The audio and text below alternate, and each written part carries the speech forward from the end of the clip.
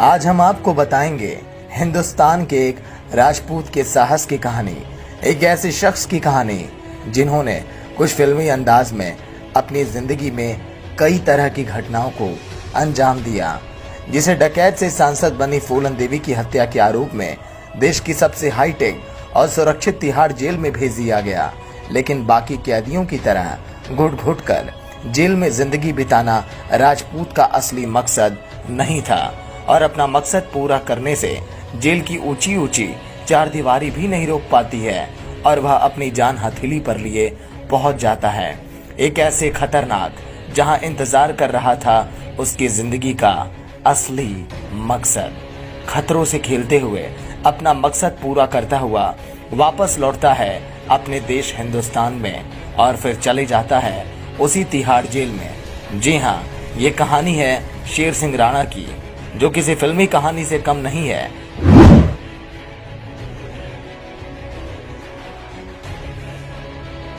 शेर सिंह राणा और पंकज सिंह का जन्म 17 मई 1976 में तब के उत्तर प्रदेश यानी आज के उत्तराखंड के रुड़की में हुआ था।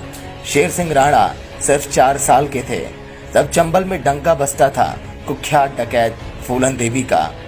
1980 के दशक की शुरुआत में चंबल के बिहड़ों में फूलन देवी दहशत का दूसरा नाम थी। आज भी चंबल के लोग फूलन देवी का नाम सुनकर सिहर उठते हैं। उसने बेहमई गांव में 22 राजपूतों को लाइन में खड़ा करके गोली मार दी, जिसके बाद उसने आत्मसमर्पण किया और 11 साल जेल में रहकर बाहर आई और राजनीति को जोड़कर सांसद बनी। चंबल में घूमने वाली अब दिल्ली के अशोका रोड के शानदार बंगले में रहने वाली 25 जुलाई 2001 को शेर सिंह राणा फूलन से मिलने आया और फिर घर के गेट पर फूलन को गोली मार दी। फूलन देवी की हत्या के बाद राणा ने कहा कि उसने बेहमई में मारे गए 22 राजपूतों की हत्या का बदला लिया और यहीं से शुरू होती है शेर सिंह राणा की असली कहानी। फूलन देवी की हत्या के 2 दिन के बाद देहरादून में शेर सिंह राणा ने आत्मसमर्पण कर दिया और जुल्म स्वीकार कर लिया। केस चलने तक अदालत ने शेर सिंह राणा को तिहाड़ जेल में ही रखा। तिहाड़ जेल में करीब 2.5 साल रहने के दौरान शेर सिंह राणा ने कहा था कि तिहाड़ की सलाखें उसे ज्यादा दिनों तक कैद नहीं कर सकती और आखिर हुआ भी कुछ ऐसा ही। लगभग 3 साल के बाद 17 फरवरी 2004 को शेर सिंह राणा फिल्मी अंदाज से तिहाड़ जेल से फरार हो गए। तिहाड़ जेल जैसी सुरक्षित जगह से किसी कैदी का इस तरह फरार होना अपने आप में एक बड़ी बात थी। इसी तरह गुमनाम हुआ राणा एक बार फिर से सुर्खियों में छा गया। उस दिन उत्तराखंड पुलिस की वर्दी में 3 अज्ञात लोग तिहाड़ जेल में पहुंचे थे। उन्होंने पुलिस अधिकारी से कहा कि वो एक केस के सिलसिले में हरिद्वार की एक अदालत में पेशी के लिए राणा सिंह को लेने आए हैं। इतना ही नहीं, वो लोग अपने साथ हथकड़ी और अदालत में पेश होने वाले सभी कागजात भी लेकर आए थे। तब तिहाड़ जेल के अधिकारियों ने पेशी की कॉपी देखी तो उन्होंने राणा सिंह को उनके साथ भेजने के लिए हामी भर दी।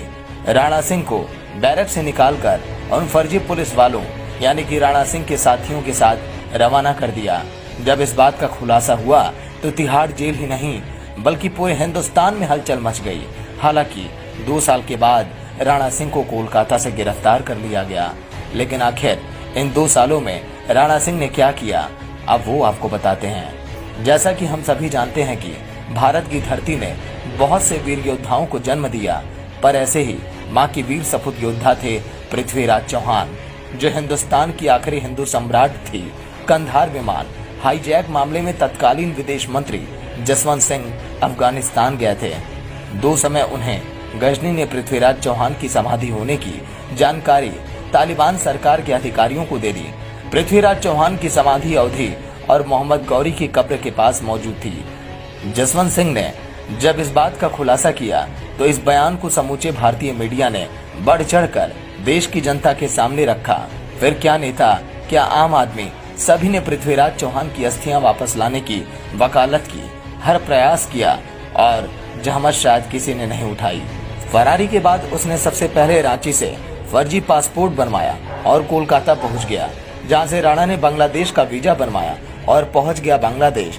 राणा ने फर्जी दस्तावेजों की मदद से यूनिवर्सिटी में दाखिला लिया और इस दौरान उन्होंने अफगानिस्तान का वीजा भी बनवाया और फिर राणा ने कदम रखा अफगानिस्तान में। अफगानिस्तान पहुंचकर राणा काबुल और कंधार से होते हुए गजनी पहुंचे, जहां मोहम्मद गौरी और पृथ्वीराज चौहान की समाधि बनी थी। तालिबानियों की जमीन पर हर कदम पर खतरा था।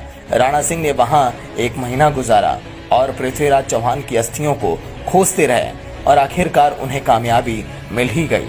और वहां पर शेर सिंह राणा ने पृथ्वीराज चौहान का अपमान अपनी आंखों से देखा और अपने कैमरे में कैद भी किया। वहीं से राणा सिंह ने अपनी जान हथेली पर रख के पृथ्वीराज सिंह चौहान की अस्थियां निकालने की प्लानिंग कर ली। फिर आखिरकार वो दिन आ ही गया जब राणा सिंह ने बिना किसी खौफ के पृथ्वीराज की कब्र की खुदाई की और अवशेषों को निकालकर सम्मान पूर्वक भारत लाने में सफल हो गए। राणा सिंह को इस पूरी घटना को अंजाम देने में 3 महीने का समय लग गया। राणा सिंह ने अपनी मां की मदद से गाजियाबाद में पृथ्वीराज सिंह चौहान का मंदिर बनवाया, जहां उनकी अस्थियों को रखा गया।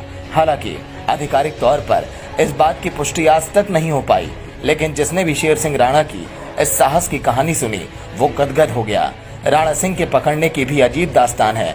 एक दिन पुलिस को पता चलता है कि कोलकाता में कोई हिंदी अखबार खरीदता है। उस हिंदी अखबार की वजह से राणा सिंह गिरफ्त में आ गए और 2006 में पुलिस ने राणा सिंह को एक गेस्ट हाउस से गिरफ्तार कर लिया।